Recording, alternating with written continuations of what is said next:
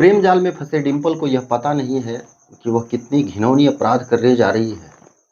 प्रेम जाल में फंसे डिंपल को यह भी पता नहीं है कि वह कितनी बड़ी और जघन्य अपराध करने जा रही है। हर साल जिसके कलाई पर राखी बांधकर लंबी उम्र की दुआ करती है डिंपल, उसी भाई को आज मौत के घाट उतार देना चाहती है। डिंपल हर हाल में अजीत को अपने रास्ते से हटा देना चाहती है। आज मौका डिंपल के हाथ है, क्योंकि घर के बाकी सदस्य शादी समारोह में गए हुए हैं।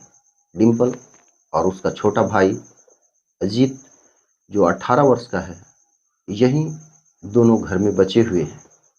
नमस्कार दोस्तों, मैं हूं अजय सांडिल्य और आज एक नए एपिसोड में आपके साथ हाजिर हूं।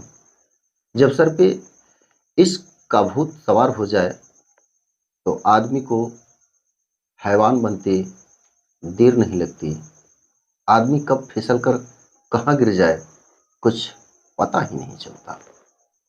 आज एक ऐसी दर्द भरी कहानी जिसे सुनकर खुद यमराज को भी पसीना आ जाए, जिसे सुनकर रिश्तों और नातों से इंसान का भरोसा उठ जाए।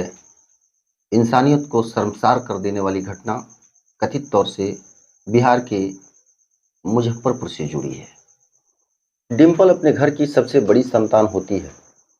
पढ़ाई लिखाई के साथ साथ डिंपल घर का सारा काम भी करती है। साल भर पहले की बात है, प्रमोद और डिंपल की दोस्ती अपने नए मुकाम की तलाश कर रही होती है। प्रमोद डिंपल के पड़ोसी गांव का रहने वाला होता है। स्कूल से शुरू हुई यह दोस्ती कॉलेज तक पहुंच जाती है और फिर मिलने जुलने का सिलसिला शुरू हो जाता है। दोनों अपने घर वालों से छुपकर घंटों फोन पर बातें करते हैं, एक दूसरे के साथ जीने मरने की कस्में खाते हैं। किसी को किसी के बगैर एक पल भी चैन नहीं आता। शायद इसीलिए प्रमोद किसी न किसी बहाने रोज 2-3 बार डिंपल के गांव में डिंपल को एक नज़र देखने के लिए जरूर आता है। धीरे धीरे इसकी भनक गांव वालों को लग जाती है। आखिर इसके धुआं को कोई कब तक रोक पाए।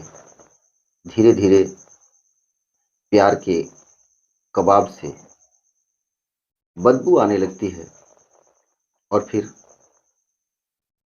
धीरे धीरे फैलते फैलते यह बात डिंपल के घर वालों को पता लग जाती है। डिंपल के घर वाले डिंपल को काफ़ी डांटते हैं, समझाते हैं, मारते पीटते हैं और फिर डिंपल का कॉलेज जाना, बाजार जाना, इधर उधर घूमना, यहाँ तक कि घर से बाहर निकलना भी बंद कर देते हैं।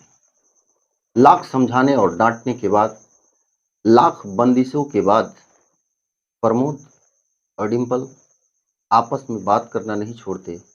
वह किसी न किसी बहाने छुप छुप कर रोज बात करते हैं।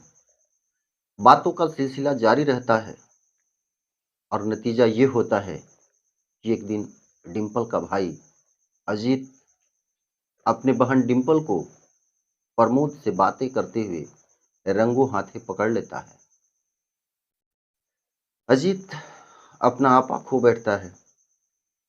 वह यह भूल जाता है कि मैं डिंपल से छोटा हूँ, डिंपल मेरी बड़ी बहन है। वह डिंपल की खूब पिटाई करता है और उसका सेल फोन तोड़ देता है, जिसकी वजह से डिंपल का बात अब प्रमोद से नहीं होता। डिंपल के दिमाग में यह सीधे बैठ जाता है कि इस दुनिया में अगर मेरा सबसे कोई बड़ा शत्रु है तो वो है मेरा भाई अजीत। डिंपल अपने अंदर एक गांठ सी बांध लेती है। वह माइंड मेकअप कर लेती है कि अब मैं अपने भाई अजीत को अपने रास्ते से हटा दूंगी, तब मुझे कोई रोकने टोकने वाला नहीं रहेगा और मैं प्रमोद के साथ अपनी एक अलग दुनिया बसाऊंगी। तभी डिंपल को एक मौका हाथ लगता है। माता पिता रिश्तेदार के यहाँ जाने के लिए तैयार हो जाते हैं। डिंपल के भाई अजीत का एग्जाम चल रहा होता है और डिंपल अपने प्लानिंग के तहत जिस मौके की तलाश वह बरसों से कर रही होती है, बीमारी का बहाना बनाकर घर पे रुक जाती है और माता पिता रिश्तेदार के यहाँ शादी में चले जाते हैं। डिंपल रोज की तरह खाना बनाती है, खुद भी खाती है, अपने भाई को भी खिलाती है और फिर दोनों अपने अपने कमरे में सोने के लिए चले जाते हैं। अजीत सो जाता है और इधर डिंपल की आंखों की नींद गायब हो जाती है। वह इंतजार करने लगती है कि कब अजीत गहरी नींद में सो जाए कि मैं उसका काम तमाम कर दूं, मैं उसे मार दूं, मैं उसे अपने रास्ते से हटा दूं। और इधर अजीत इन सब बातों से अनजान अपने बिस्तर पर खराटे मारने लगता है। डिंपल के सर पे खून सवार है। वह अजीत से अपने अपमान का बदला लेना चाहती है, उसे अपने रास्ते से हटाना चाहती है।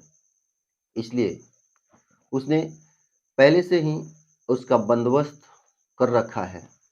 अजीत खराटे मार रहा है और डिंपल अपने हाथ में लकड़ी काटने वाली कुल्हाड़ी लेकर अजीत की ओर बढ़ती है। अजीत सो रहा होता है। अजीत इन सब बातों से अनजान होता है। डिंपल कुल्हाड़ी उठाती है और सीधे उसके गर्दन पर चला देती है। अजीत का गर्दन कट जाता है।